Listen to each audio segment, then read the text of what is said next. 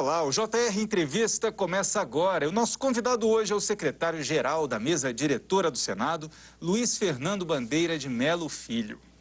E entre as atribuições, é responsabilidade da mesa diretora prestar assessoramento direto e imediato às mesas do Senado e também do Congresso Nacional, além de executar atividades de gestão do processo legislativo, assessorar as sessões e também as comissões mistas. A gente aproveita para agradecer a sua presença aqui, secretário, é um prazer recebê-lo. Prazer meu, muito obrigado. E para lhe perguntar, portanto, quais são as principais atribuições do seu cargo diante aí das duas casas? Bom, em primeiro lugar, muito obrigado pela oportunidade de conversar um pouco aqui com vocês e com todos os espectadores da Record. Na verdade, o que existe na função do secretário-geral do Senado ou da Câmara, ele tem uma função dúplice. Uma de assessoramento, claro, ao lado do presidente. A cena mais comum que se vê, né, é o secretário-geral passando alguma informação regimental ou daquela matéria que está sendo votada ao presidente. Naquela cena do plenário, Isso, aquele cochichada ao pé do vidro, geralmente, né? Mas a Secretaria também tem outros papéis, né? Por exemplo, ela é um grande cartório. É a Secretaria da Mesa que dá a informação oficial do Senado, que libera as notas taquigráficas, que publica o diário, né? que manda para o Diário Oficial da União as emendas constitucionais, as leis para sanção e etc. Então, existe todo um papel de fonte oficial de informação, quase um cartório, né?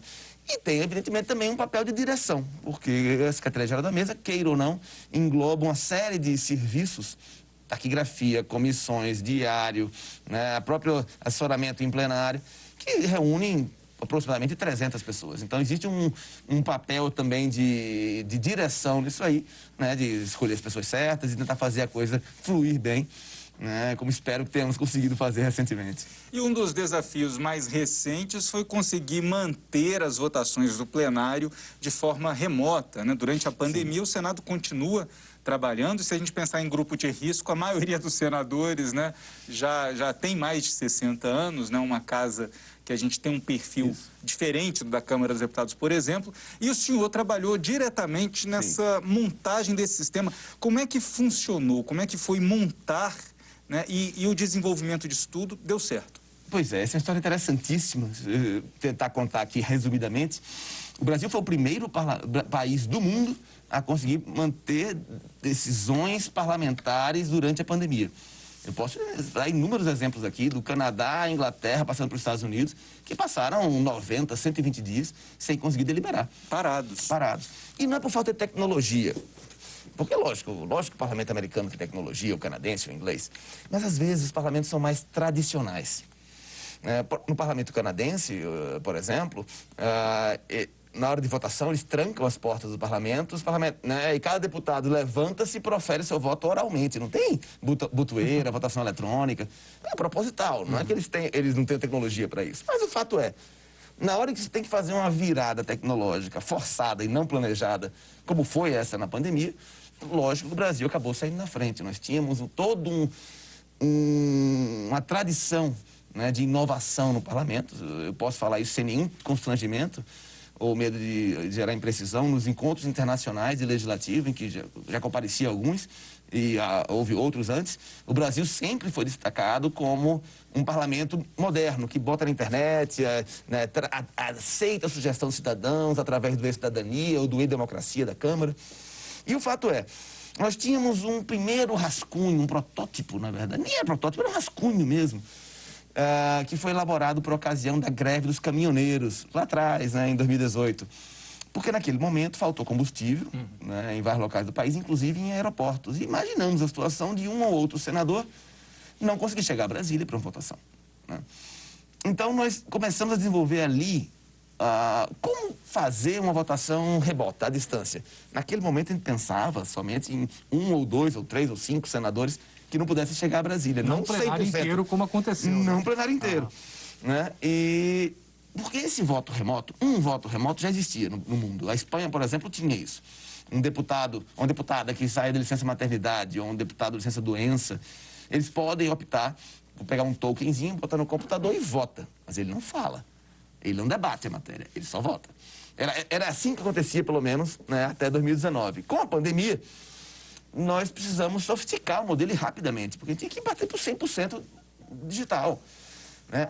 Você observa, a Câmara adotou um modelo semipresencial. Por quê? Porque são 513. Tem gente suficiente para manter ali o plenário funcionando. Tem sempre uns 10, 15 deputados ali que se revezam. Mas se pensar, 10 deputados em 513 é mais ou menos, né, 2% do plenário. Se você pegar 2% do Senado, são 81, dá um senador e meio. Então a gente tinha que partir para outro modelo. E aí foi que o Senado talvez tenha realmente mostrado uma ousadia maior.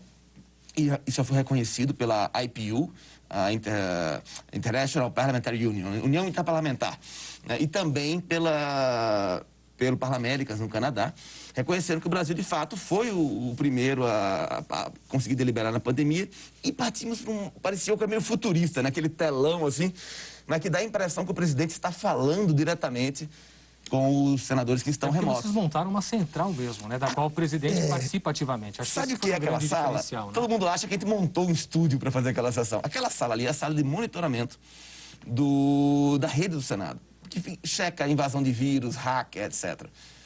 Ela fica do lado do data bank, né, da casa, sala cofre que eles chamam. Então tem condições ideais de internet, de segurança, de energia, tem gerador, tem tudo. Então, se tiver um lugar seguro na casa para tocar uma sessão remota via internet, é aqui. Está do lado da tomada, digamos assim, da internet da casa. Então, tanto é que você vê, às vezes, um senador oscila o sinal dele, trava, corta a voz, mas da presidência nunca. Né? Porque a gente está em condições ideais ali. Então pegamos aquela sala, que é uma sala de monitoramento de rede, puxamos o cabo de TV, montamos ali uma mini estrutura e começamos a tocar ali de dentro do Prodazem as sessões. No dia 20 de março, em 7 dias corridos, o Senado montou, né, o sistema, escolhemos o software, porque que software a gente vai usar para videoconferência? Né? Testamos 18. Agora, secretário, de um modo geral, a gente percebe que entre os grandes valores que se pode tirar desse projeto está a agilidade. Sim. Dá para se imaginar que isso passe a ser rotina do Senado daqui para frente, mesmo pós-pandemia? Eu espero que não. Ele digo por quê? Embora podia até querer vender, né, o sistema remoto, como foi de fato uma inovação brasileira, que depois foi copiada a vários países do mundo. O Líbano agora acabou de pedir para usar algumas ideias do sistema. Mas eu não faria isso como um uso normal, regular, permanente do parlamento. Por quê? Porque o parlamento precisa de interação, sabe, direta entre os atores.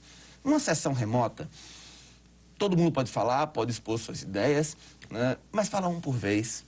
Né, e ela não permite o debate paralelo, que, lamentavelmente, dentro do nosso estilo brasileiro, até ser meio desorganizado, é como funciona uma sessão parlamentar. Inclusive, quem assiste, né, uma sessão na TV Senado fica até com pena do senador que está ali fazendo o pronunciamento, porque não tem ninguém prestando atenção. Você tem 10, 20, 30 senadores ali no plenário, cada um ou no WhatsApp ou conversando com um colega do lado. É mais ou menos isso que o senhor disse que não dá para reproduzir no ambiente virtual. Exatamente. E não era uma vantagem, não?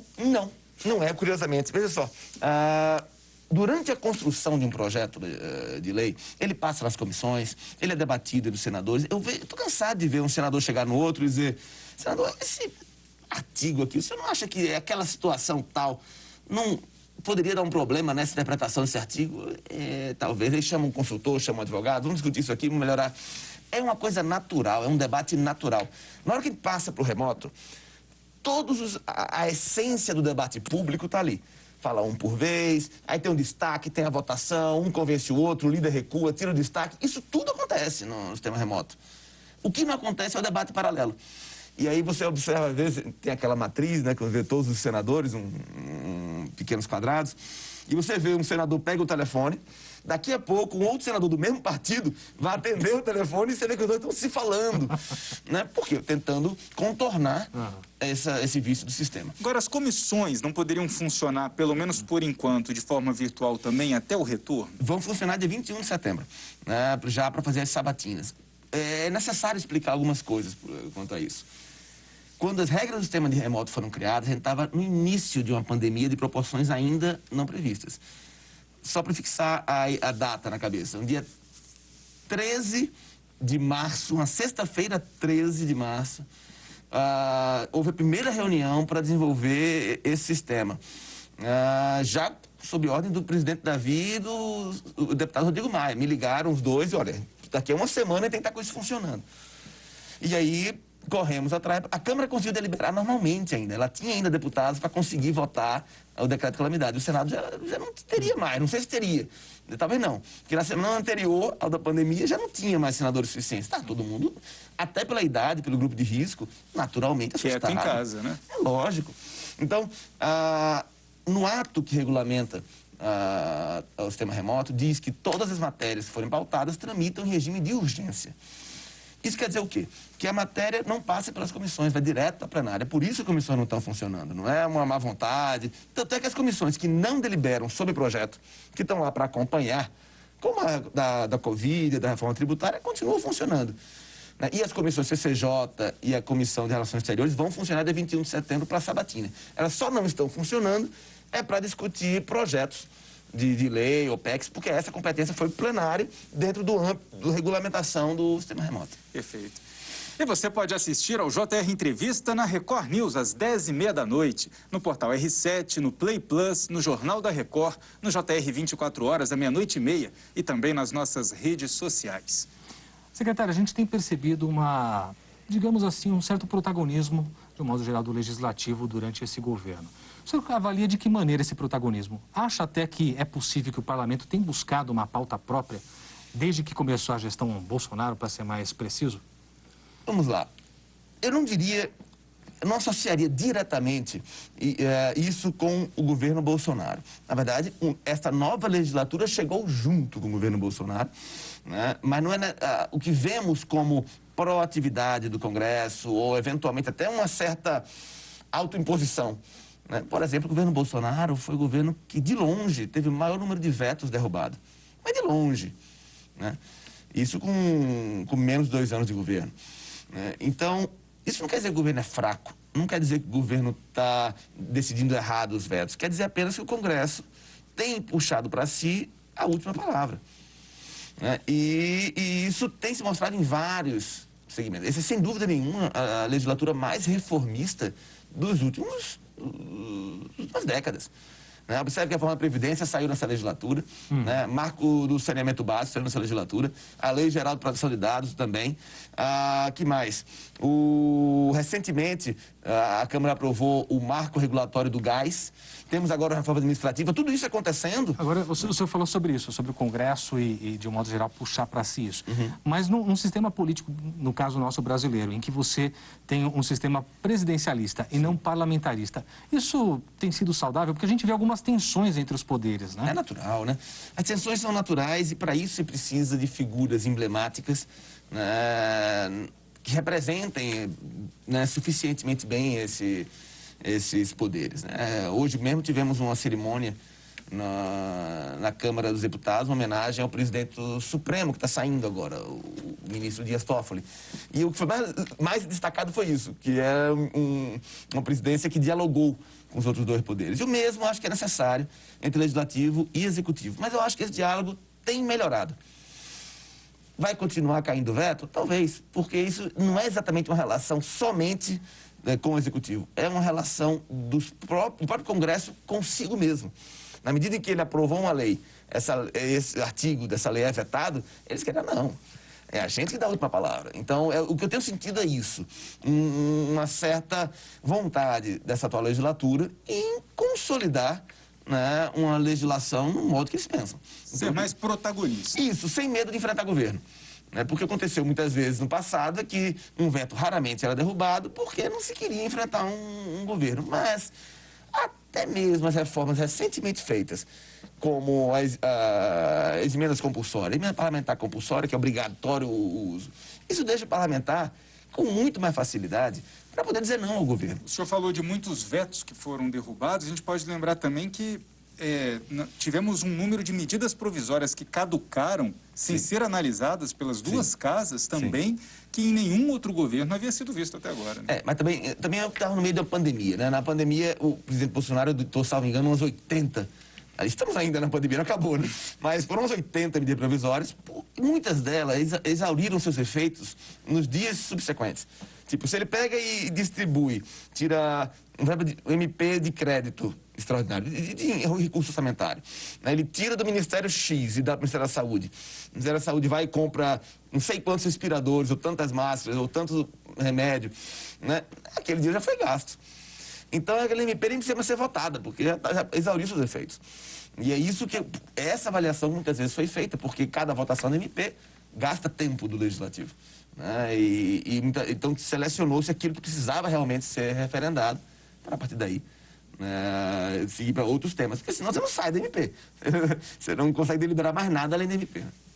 A gente está falando sobre o protagonismo do Congresso. De um modo geral, a gente vê também o protagonismo dos presidentes das casas.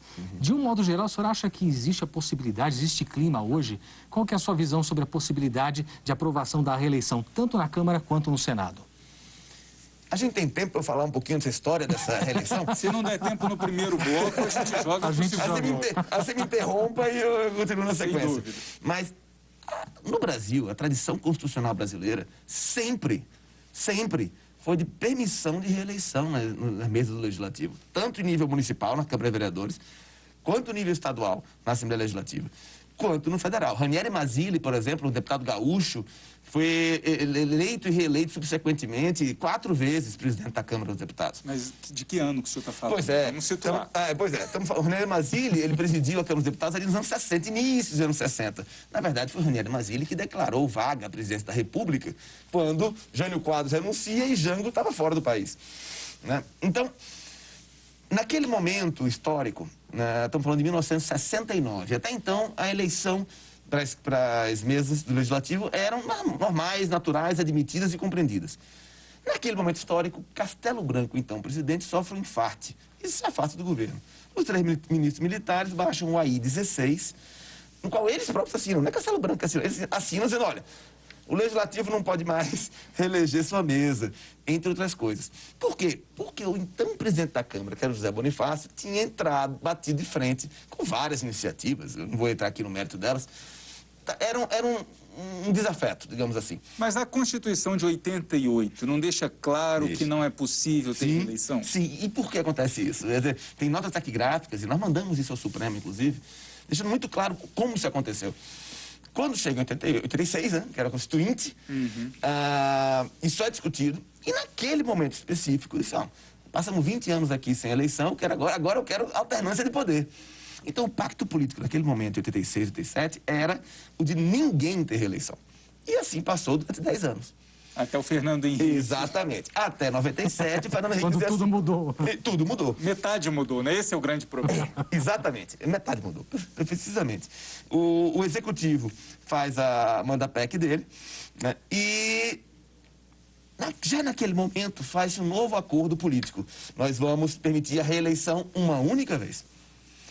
Né, tanto para o Executivo quanto para as mesas. Só que existiam problemas internos políticos dentro do Senado, que depois estouraram, que era uma competição entre o senador ACM, então presidente da Casa, e o senador Jader Barbalho.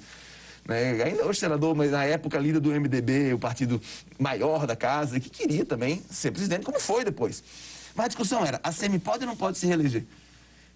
E aí não interessava o MDB, na época, permitir a reeleição. Permitir a reeleição na mesa, exatamente. O ACM... maroto do jeito deles, não, peraí, passa a PEC do Executivo e eu me resolvo ano que vem. No ano que vem, a CCJ é provocada e responde a uma consulta dizendo que de uma legislatura para outra, ou seja, metade das vezes, 50% das vezes, né, poderia se reeleger. Então, de uma tacada só interpretativa, sem mudar o texto da Constituição, já 50% do problema foi resolvido. Na Câmara, porque no Senado não chega a metade porque são 8 anos, né? Sim, não, mas a legislatura não é 8 anos, o mandato é 8 anos, a legislatura é 4 em 4. Então, a cada 4 anos eu tenho... Poderia fazer a reeleição. Né? Exato. Então, ou seja, se o mandato de mesa é 2 anos e a legislatura dura 4, e entre uma legislatura e outra eu posso me reeleger, então, na prática, só o cara que foi eleito no início da legislatura não pode se reeleger. É só metade, metade do problema está resolvido, então metade não. Depois disso, o Supremo dá 2 decisões. Uma já excluindo os estados, as assembleias estaduais e os municípios reproduzirem aquela vedação. Vários estados foram liberados, Rio de Janeiro e vários outros. E até acho ruim a liberação geral, tá? Acho que devia ser somente por um exercício, como é do Executivo, para não ter perpetuações. A segunda mudança foi o ressentimento supremo, dizendo que o mandato tampão não contava como impedimento à reeleição. Por isso temos Rodrigo Maia há tanto tempo na presidência da Câmara, né? Isso nunca O primeiro foi o aconteceu. mandato tampão sucedendo Eduardo Cunha. Depois ele foi reeleito, aí sim, no final da legislatura, e no início desta atual legislatura foi reeleito. Curiosamente, dos atuais membros da mesa, que a vedação não é só o presidente, não, a vedação atinge todos os membros da mesa. Dos atuais membros da mesa, tanto o Senado quanto a Câmara, só 2 podem se reeleger. Porque foram 2 deputados que renunciaram ao seu cargo na mesa, um para tornar-se ministro das Comunicações, né, o deputado Fábio Faria, e outro que faleceu. E aí a Câmara fez recentemente uma nova eleição suplementar para esses 2 cargos. Esses 2 estão em um mandato tampão. Seu mandato tampão podem se reeleger, todos os demais não. Né? Então, essa é a discussão que está se colocando hoje em dia. Né? Isso é, sem dúvida nenhuma, a vedação da reeleição é um resquício direto do regime dos anos 60. Isso é, vários senadores, eu juntei a nota gráfica disso, disseram isso em plenário. E agora a questão é política. Pode ou não pode? Se puder, tem ou não tem voto. E isso é a maioria que acaba definindo, né? É isso que a gente vai assistir nos próximos capítulos, né, secretário? Muito bem, o JR Entrevista faz agora um pequeno intervalo. Na volta, a gente fala da atuação do secretário no Conselho Nacional do Ministério Público. Estamos de volta com o JR Entrevista. E com a gente hoje, o secretário-geral da mesa diretora do Senado, Luiz Fernando Bandeira de Melo Filho. Secretário, para encerrar o assunto, então, reeleição na Câmara e no Senado, a PEC, que seria uma exigência para se fazer essa alteração na Constituição, nós vimos várias PECs que já passaram esse ano na casa. A votação eletrônica à distância, ela tem permitido isso, uma maior facilidade de passar propostas de emenda à Constituição que precisam de mais votos? Sim. Na verdade, o que o sistema remoto permitiu foi um aumento do quórum. Né? Nós temos tido sessões onde o quórum médio tem sido consideravelmente maior, né? Algo em torno de 10% a 15% maior do que o quórum ordinário que nós tínhamos na presenciais. Claro, porque todos podem participar de onde estiver no mundo. Né? Antigamente, você tem que estar em Brasília. Se tivesse alguma missão, algum outro evento, você não podia votar. Então, sim, de certa forma, esses quórums mais elevados ajudam a votar PEC. Tivemos 3 já. Né? Isso, veja como nossa Constituição talvez seja excessiva em normas, de uma forma geral, uma Constituição dirigente demais, porque, por causa de uma pandemia, duas PECs precisaram ser votadas. A terceira não tem a ver com a pandemia, era o Fundeb, já estava na agenda.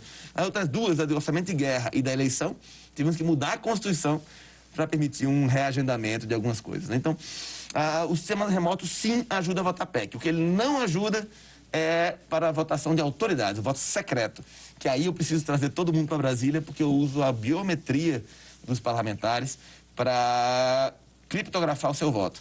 No sistema remoto, ele faz uma foto do rosto dele, né, junto com o voto. Foi de fato o senador e não o assessor, por exemplo, que votou. Só que no voto secreto eu não posso usar foto, porque senão eu fico sabendo como votou. E aí, nesse caso, quem deve fazer a partir de 21 de setembro, as sabatinas de 33 embaixadores e outros tantas autoridades, com votação, inclusive, no drive-thru da chapelaria do Senado. Muito bem. Secretário, a gente sabe que o senhor também faz parte do Conselho Nacional do Ministério Público, que recentemente acabou aí com uma votação polêmica, com a punição do procurador da Lava Jato, Deltan Dallagnol, um dos nomes mais expressivos da operação. Isso tem um fator ligado diretamente com o Senado, porque a punição foi relativa a uma posição externada pelo procurador sobre o ex-presidente Renan Calheiros. Como é que o senhor enxergou essa punição e todo esse movimento que a gente começa a ver que a Lava Jato vai perdendo força e ganhando aí alguns reveses em diversos setores? Perfeito. Eu vou tentar me pronunciar com muito cuidado, até porque isso é uma decisão que foi tomada por um tribunal administrativo, né? Eu participei da decisão, na hora proferi um voto oral, e que foi uma decisão amplamente majoritária, né? Por 9-1, sendo que o único voto divergente foi um voto do conselheiro, né, oriundo da própria carreira do Deltan, que seria até compreensível. Agora, o que o Conselho quis realmente passar o recado é que naquele momento, talvez não, por 9-1, certamente, né, houve um exagero do procurador da República, Deltan Dallagnol, ao tuitar 14 vezes, né, contra a eleição de Renan Calheiros, sabendo que, evidentemente, a palavra dele tem muito peso e com valor, né, porque, de fato, ele fez um belo trabalho, né, na Lava Jato, mas com excessos. O que acontece é que o CNMP tem mostrado a Lava Jato é que ela não pode violar o Estado de Direito a fim, ou sob o discurso de querer defendê-lo. Né? Então, é necessário fazer a investigação, sim. Né? Mas determinadas condutas que foram verificadas e vieram à tona, particularmente nos últimos 2 anos, foram objeto de vários processos no CNMP que, ano passado, tinha dado advertência já. Né? Nesse ano agora, já teve essa decisão por 9-1. E já teve uma outra que o Conselho disse, eu tomaria se não tivesse sido prescrita. Que prescreveu um caso recente. Então, o que o Conselho quer dizer é, trabalhe, mas não ultrapassa a linha. Né? Não entra na esfera do outro poder, não se mete onde não é, digamos assim, o seu espaço de atuação profissional. Secretário, porque o senhor viveu aquele momento da eleição, dos bastidores da eleição, sim, com todo esse impacto que esses tweets do Dallagnol trouxeram. Na sua visão, então, essa punição, ela é procedente porque, de fato, houve esse impacto na eleição da presidência? Eu falei, inclusive, na sessão que, do meu ponto de vista pessoal, merecia uma punição até maior. Agora, evidentemente, o requerido, no caso, o procurador Deltan, ele estava gozando de uma liminar que o ministro Fux tinha dado a ele, que era considerado como réu primário, então desconsideramos a advertência aplicada no passado, e aí a pena cabia seria censura. Nós cumprimos rigorosamente o que o Supremo mandou. Né? Tiramos de pauta quando era para tirar de pauta, botamos de volta na pauta quando era para botar na pauta, consideramos primário, porque isso é importante. Se o país não tiver um sistema claro de decisões, de hierarquia, de conseguir viabilizar uma decisão definitiva, você não sabe mais o que esperar do sistema jurídico. E o Conselho Nacional do Ministério Público, o senhor no Conselho foi relator também de outro caso de bastante repercussão, que é o caso que investiga o senador Flávio Bolsonaro, na época que estava na Assembleia Legislativa do Rio de Janeiro, como deputado. Tem a investigação do caso da rachadinha, que está com o Ministério Público do Rio. E o senador queria trocar o comando da investigação na MP do Rio. O que o senhor considerou dessa situação? Nesse caso, ainda não tive nenhuma decisão minha. Tá? Houve a petição, de fato, foi distribuída para mim. Eu pedi informações ao Ministério Público do Rio de Janeiro, que já encaminhou recentemente, dizendo, inclusive, que por força de um habeas corpus, que tirou o caso do senador da primeira instância e levou para a segunda instância no tribunal, como ele teria se fosse deputado estadual, essa troca já seria feita naturalmente, porque você está mudando de instância. Então, no tribunal, quem atua são os procuradores, são os membros do Ministério Público mais experientes que já progrediram na carreira. E o que disse o chefe do Ministério Público do Rio de Janeiro foi justamente que essa pleito do senador Flávio, no caso concreto, acabaria já sendo contemplado, não a pedido dele, mas em virtude de um habeas corpus que o próprio Tribunal de Justiça deu, de forma que quem está hoje conduzindo a investigação é um procurador-geral adjunto do Gussen, né? O Gussen é o chefe do Ministério Público do Rio de Janeiro, o adjunto dele, que é o Ricardo, que está conduzindo agora a investigação. Eu não decidi esse processo ainda, mas acabou que os próprios fatos se sucederam e acabaram, aparentemente, chegando a uma solução mais consensual. Secretário, voltando a falar um pouquinho de reformas, a gente sabe que existem 3, do que diz respeito à tributária, ali sendo debatidas. Existe a possibilidade de que alguma delas seja aprovada ainda esse ano? Aprovada definitivamente? Eu acho que isso não, mas pelo menos discutida e votada num primeiro momento? Eu acredito que o presidente Rodrigo Maia gostaria de entregar, ao final do seu mandato, a reforma tributária votada na Câmara dos Deputados.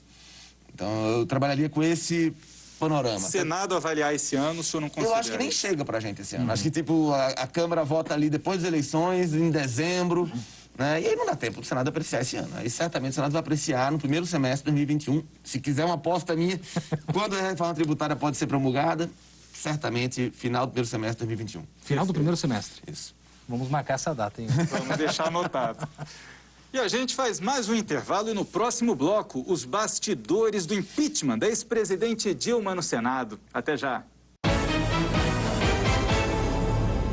Estamos de volta com o JR Entrevista e hoje o nosso convidado é o secretário-geral da mesa diretora do Senado, Luiz Fernando Bandeira de Mello Filho.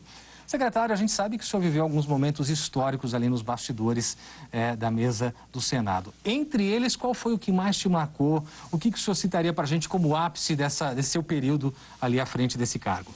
Vamos lá. Marcaram-me vários episódios emblemáticos, né? Mas eu, sem dúvida nenhuma, eu destacaria alguns que foram particularmente tensos ou difíceis, né? Dos quais, sem dúvida, o impeachment da presidente Dilma Rousseff ocorreu no mesmo ano da decisão sobre a prisão do senador Delcídio Amaral e, na sequência, do senador Aécio Neves. Então, aquele período, né, do ano 2016 foi muito turbulento. E acredito, sem dúvida nenhuma, o impeachment marca bastante, porque foram um conjunto de dias, foi um processo, né, político, jurídico. E o Senado foi a casa onde tudo aquilo foi debatido durante um bom tempo. Onde ela né? foi processada e julgada, né? A Câmara apenas autoriza. E isso foi até um motivo de debate, né? Que o Eduardo Cunha pronunciou-se no sentido que a presidente devia ser afastada após a autorização da Câmara. Não é assim. A Câmara autoriza. E o Senado é que transforma-se em tribunal. E aí, inicialmente, ele decide, receba ou não receba a denúncia. Aí, se receber, o presidente é afastado. Né? E começa o impeachment. Se não receber, já vai direto ali para o arquivo. Lembrem-se, houve outras votações de impeachment que o presidente venceu. Né? Lembro particularmente Getúlio Vargas e do Fernando Henrique Cardoso. Né? O Fernando Henrique chegou a enfrentar um processo? Chegou a enfrentar e ganhou a votação. Que coisa. E ganhou a votação. Então, na verdade, é um processo político de desgaste da base parlamentar, né? Um processo de desgaste junto à sociedade, de desgaste na economia, porque o presidente, quando a economia está bem, o presidente não cai. Né? Isso, de fato, aquele processo todo culminou ali em 2016 num processo complicado. E eu lembro que eu estava cobrindo exatamente a sessão de julgamento do impeachment, com a presença da então presidente Dilma Rousseff lá no plenário. Ela sentou ali na mesa diretora naquele momento. O senhor estava por ali, o que o senhor ouviu? Porque nós, como jornalistas, a gente fica doido para ser uma mosquinha nessa hora e estar ali perto ouvindo o que o pessoal na mesa está discutindo. Sim, sim. O que o senhor lembra daquele momento? Aquele dia, eu faria uma pequena correção. Quando a Dilma foi ao Senado, não foi ainda o dia do julgamento, não. Foi o dia do depoimento dela. Do depoimento, é verdade. Ela foi ser ouvida, foram 13 horas de depoimento, foi uma sessão longuíssima. Aquele dia, particularmente, foi um dia tumultuado, porque estava cheio de gente no Senado. O Chico Buarque apareceu lá, o Lula apareceu lá, um monte de gente. De um lado e de outro, né? Porque dividiu-se as arquibancadas em duas, né? Como torcida organizada. Né? O presidente do Senado, à época, cedeu o gabinete dele para que a Dilma pudesse ter um momento para descansar e almoçar, porque foram 13 horas de depoimento. E o que se falava lá, na verdade, muitas vezes se percebia, eram comentários de aprovação ou reprovação a alguma fala de um senador da tribuna, contra ou a favor, conforme Depende do lado que o parlamentar estava. Você ouviu alguma interjeição, tipo, muito boa essa, muito boa, então, ou o contrário. Depende do lado da torcida. Isso. Parecido com o que a gente vive hoje. É verdade, é verdade. Mas no dia mesmo da decisão do impeachment, do afastamento, né? Foram duas decisões. Uma na madrugada de 11 para 12 de maio de 2016 e outra já em agosto, né? Quando foi o afastamento definitivo. Foi com a presença do Lewandowski no plenário. Exatamente. O Lewandowski só entra após o afastamento da Dilma, né? O afastamento não é uma decisão ainda legislativa. Então, quem presidiu o presidente do Senado. Na hora que decide, ok, vamos receber a denúncia e vamos afastar o presidente, aí torna-se um processo judicial presidido do presidente Supremo. Uma curiosidade, quando a Dilma foi intimada, no dia 12 de maio, lá no Palácio Planalto, do afastamento dela, acabou que na hora H ela estava sem uma caneta na mão. Assim como ela também não estava no dia da posse, e acabou usando tanto para entrar quanto para sair no cargo a mesma caneta, que por acaso é esta aqui. Essa caneta... Temos uma caneta histórica aqui no JR Entrevista hoje. Você sabe que essa aqui foi um presente que meu pai me deu, uns 30 anos, e acabou que nos momentos especiais eu boto ela no bolso, né?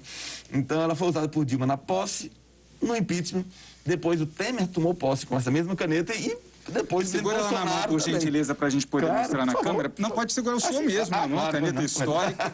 Então, com essa caneta, a presidente Dilma Rousseff assinou... Isso, assinou o termo de posse. Termo de posse. E também o afastamento dela. E o presidente Jair Bolsonaro também assinou o termo de posse com ela. E também o Temer. Muito bem.